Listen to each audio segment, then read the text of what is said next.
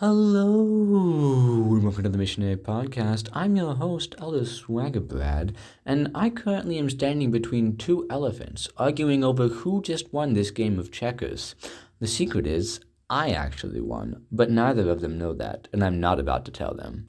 Mainly because if I did tell them, it would distract me from recording the next episode of the Missionary Podcast, the only podcast dedicated to bringing you weekly missionary news. Today, I started my day just like I spend every day of my entire life. I start out by gently waking myself. It's a mental process that requires me to poke the amygdala, obviously in an entirely metaphorical sense. And then I leap out of bed and stand on my hands. And I practice doing a handstand for 5 minutes. At the conclusion of that, I then spend an hour in solemn meditation, pondering on the problems and the pros of this world. Afterwards, I then eat breakfast, and normally from that point on, I'm free to do whatever I do with the rest of my day. But sometimes, instead of spending an hour on prose and meditation, I spend just 45 minutes, and I spend the remaining 15 minutes checking on how my chickens are doing. And my chickens today, they weren't doing quite well, to put it mildly. As I went out to go check on my chickens this morning, I recognized that they were all mildly to majorly distressed, and I had to investigate further to understand what was causing them so much stress. It was a peaceful morning. Everything seemed to be fine. But I noticed that the back panel of the chicken coop was completely missing. And by that, I don't mean that it was torn off. It just had disappeared and ceased to exist. And suddenly, as I looked back at my house, I recognized that the back door of my house was also completely gone. And in my autopilot sense of checking on the chickens, I had neglected to realize I had not opened the door. And in fact, as I looked around throughout the entire neighborhood, all of the back doors were gone. Somebody had been afoot. And I don't know what motivation they had to steal everybody's back doors, but I think it was really sneaky of them. And honestly, I'm kind of impressed. Stealing anyone's back door is obviously a difficult task and not something that we should encourage, but stealing everyone's back door? That's a whole nother level. So, backdoor bandit, I just want to let you know, I respect you, but Richard Jones, the chief of police, will definitely come after you, and he will hunt you down, and he will make you return every single back door that you have stolen. So, feel guilty, but I'm proud of you. Conflicting emotions about doors aside, this has been quite the unique week. Pablo has launched an entirely new feature on his website once again. It turns out that his next pet project is ensuring that all pets have just as much access to emotional support and guide humans as humans do have access to emotional support and guide pets. You see, Pablo says on his website, he was walking down the park one day and he noticed tons of animals who could be living happy, rehabilitated lives if only they had a guide human or an emotional support human to help them through the daily struggles that they encounter. Studies show that many cats find themselves in need of an emotional support human, but just don't have one. And in fact, the majority of them said that they would encourage and accept an emotional support human if one were offered to them, but they just lack the financial means to do so.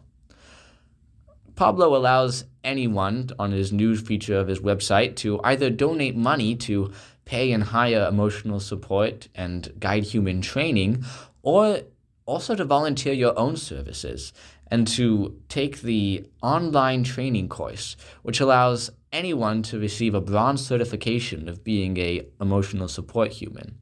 Obviously, it won't let you take on the more difficult dog cases, but it'll let you help a lot of animals in need. And really, that's what Pablo is all about, is helping creatures in need. Those interested in supporting more exotic cases will be able to do so for a much more significant training fee to help them to understand the intricacies of the jobs they'd be required to complete and the tasks that are most needed for the specific species they wish to help. If you're interested in helping a pangolin or blue-footed rhinoceros, then you'll have to apply on a special case-by-case basis. Obviously, not everyone will be able to do everything, but if we all do something, then everything will be done. Speaking of recent developments on Pablo's website, it sounds like he has also released a new video that is actually released on his musical production site, even though it includes no music in it. See, the reason for this is because Goblin Gary and George the Gnome, notorious longtime rivals, have realized that the chaos that has been caused from their rival fandoms and the conflicts that have been begun are all unnecessary. They released a video sharing that their rivalry is actually good, clean fun, and they really have been friends the entire time. Along with this video have been released several pictures of Goblin Gary and George the Gnome enjoying fun activities together, like a day in the park, or going to the fair, and perhaps the best sign of their friendship out of all of them, even pictures of them going scuba diving with sharks in the Antarctic. What could show better friendship than that? The current plan seems to be a further release of more pictures of them enjoying time together to remind the fans that, yes, they are rivals, but it's all in fun. And really, they just want everyone to be happier and be entertained. And they're really sorry that everyone took it this way, but they wanted everyone to just have fun. Reports for both of their mothers say that they're very disappointed in the arguments their children have caused, and it seems to be that the mothers are really the ones who encouraged them to finally come clean and show the world just how good of friends they are. As punishment for waiting so long to actually make this video and not wanting to do it, the mothers will be releasing silly baby photos of both George the Gnome and Goblin Gary, which will definitely embarrass them. But there's nothing they can do about it, because it's their mothers. What are they going to do? This episode of the Missionary Podcast has been written by Barnetti, the Black Pen.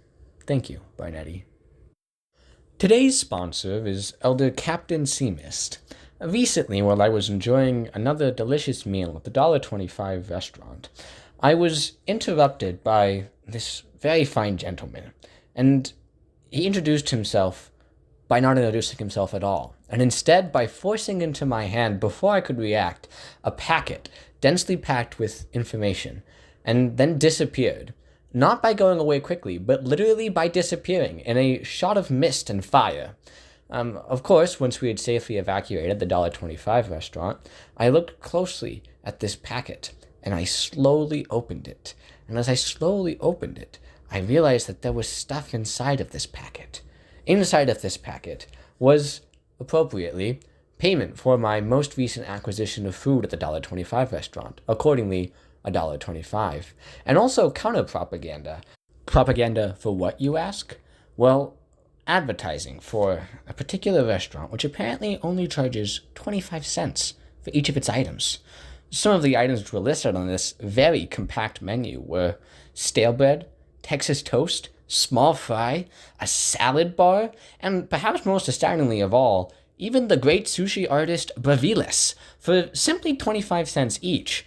As the propaganda noted, I would be able to purchase 5 times as many items as I could at the $1.25 store with the $1.25 that had just been given to me in the packet. It was a very difficult decision that was before me. I had to decide where to spend my money. But either way, the money still came from Elder Captain Seamist, and thus I spent the money in making this episode of the Missionary Podcast. Thank you, Elder Captain Seamist. Thank you. Today's quote is, "Do you think that man twirls his special whisk in the air just so that you can smell it? Boomerangs neither boom nor ring."